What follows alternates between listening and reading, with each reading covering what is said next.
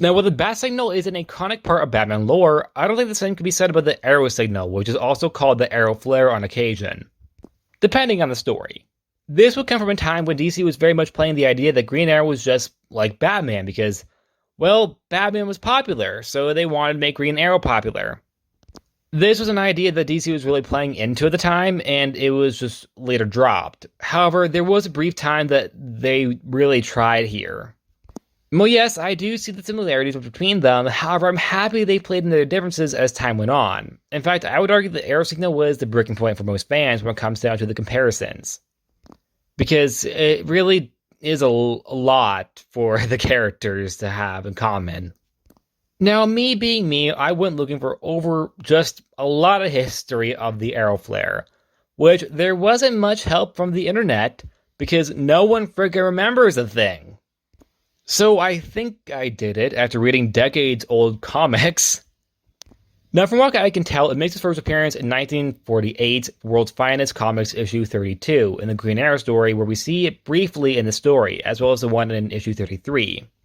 Green Arrow had many stories, both in Adventure Comics and World's Finest Comics, and it would appear a lot more in Adventure Comics, weirdly, appearing in most issues between issues 136 and 166, while it appeared sparingly in World's Finest.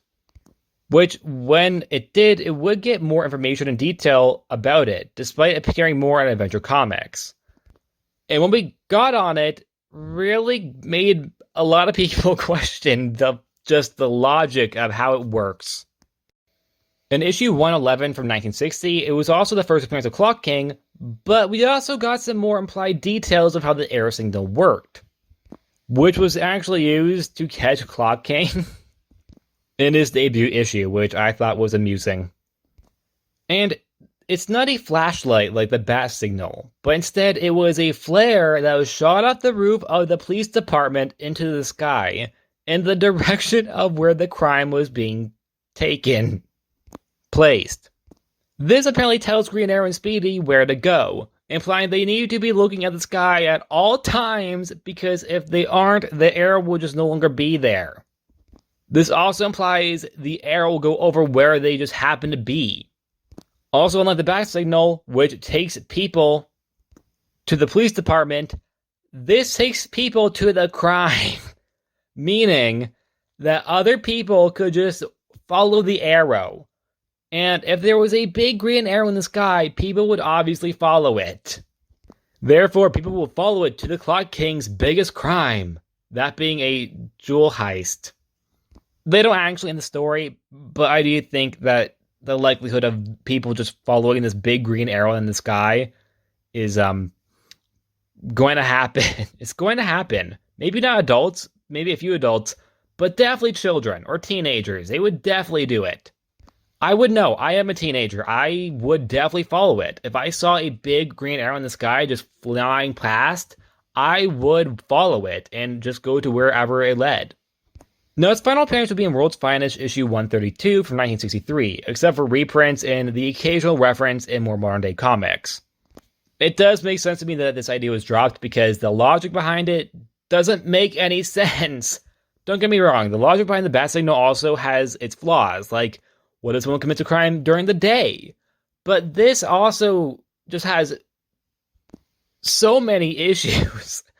Like, they have to be looking at the sky at all times, and they have to just happen to be in the direction of where the arrow is leading. And they have to just pray. No one follows the arrow. Someone could have died. And also, how do they know when the arrow is just going to no longer exist? And also, what if the flare hits something? What if there's just a big skyscraper in the way of the crime? What if they hit it? People are going to die. This is going to get people killed. I see why it was completely dropped. Also, looking at letters columns, I found someone saying that Roy Harper should have his own arrow signal, implying that there should be two arrow signals. A green arrow signal and a red one. I mean, at least the red one implies danger and people might not follow it, but the green one, people are going to follow it. The Arrow Signal Oz also made an adaptation where it appeared in Batman the Brave and the Bold when Aquaman was on vacation. He sees it thinking that Green Arrow could use his help, and he follows it to the crime. Once again, it's Clock King. Why is it always Clock King? The two heroes fight Clock King, and this episode is actually really fun. It's about Aquaman teaming up with different heroes as he tries his best to be not a hero, but a family man on vacation with his family. With a very much alive son. I say that because he dies in the comics as a baby. This is just meant to be a fun reference to the Arrow Flare or Arrow Signal or whatever the hell you want to call it. This show's known for including a lot of Silver Age ideas and concepts and just running with it, which I appreciate because I really like the show. In the Silver Age is sometimes just hard to remember, and this show reminds me of a lot of interesting ideas that were in the Silver Age. However, the Arrow Flare was technically even in the Golden Age. It first appeared in 1948.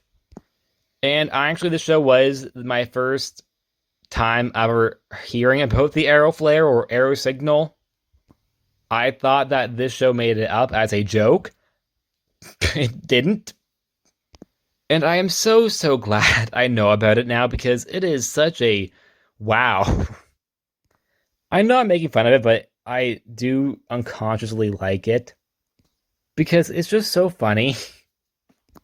And I would say it's a product of its time, but it's really not. It's a product of the Silver Age's time, definitely, but it doesn't really make much sense in the Golden Age because it was during a time when comics were trying to be more realistic. So to use it in the Golden Age even also just raises some eyebrows. But it fits perfectly in the Silver Age, in my opinion. And in all fairness, the Silver Age is when we actually got the explanation of how it works. So maybe it didn't work that way in the Golden Age, at least. And that's it. Like always, please like, subscribe. I'll see you guys next time. Bye.